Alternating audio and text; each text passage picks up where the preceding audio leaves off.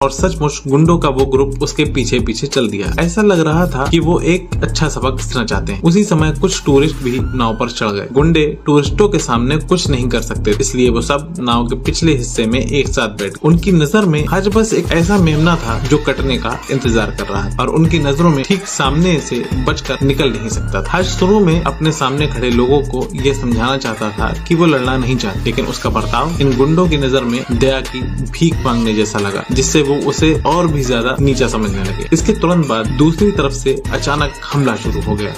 नाव के पिछले हिस्से में एक और जबरदस्त लड़ाई छिड़ गई, जबकि आगे की सीटों पर बैठे कुछ मेहमान और टूर गाइड हेडफोन लगाए हुए थे और उन्हें बिल्कुल भी पता नहीं था कि पीछे क्या हो रहा है। हज लड़ भी रहा था और साथ ही साथ उन्हें रोकने की कोशिश भी कर रहा था। तभी अचानक एक पुलिस वाले ने चाकू से उसकी छोटी सी उंगली काट दी। इसके तुरंत बाद हज को जोरदार मुक्का मारकर नाव से नीचे गिरा दिया गया और वो नदी में जा गिरा। उन कुछ गुंडों को लगा कि उन्होंने हज का काम तमाम कर दिया है और सचमुच गुंडों का वो ग्रुप उसके पीछे पीछे चल दिया। ऐसा लग रहा था कि वो एक अच्छा सबक सीखना चाहते हैं। उसी समय कुछ टूरिस्ट भी नाव पर चढ़ गए। गुंडे टूरिस्टों के सामने कुछ नहीं कर सकते, इसलिए वो सब नाव के पिछले हिस्से में एक साथ बैठ गए। उनकी नजर में हज बस एक ऐसा मेमना था जो कटने का इंतजार कर रहा था और उनकी नजरों में ठीक सामने से बचकर निकल नहीं सकता था। हज शुरू में अपने सामने खड़े लोगों को ये समझाना चाहता था कि वो लड़ना नहीं चाहता, लेकिन उसका बर्ताव इन गुंडों की नजर में दया की भीख मांगने जैसा लगा, जिससे वो उसे और भी ज्यादा नीचा समझने लगे। इसके तुरंत बाद दूसरी तरफ से अचानक हमला शुरू हो गया।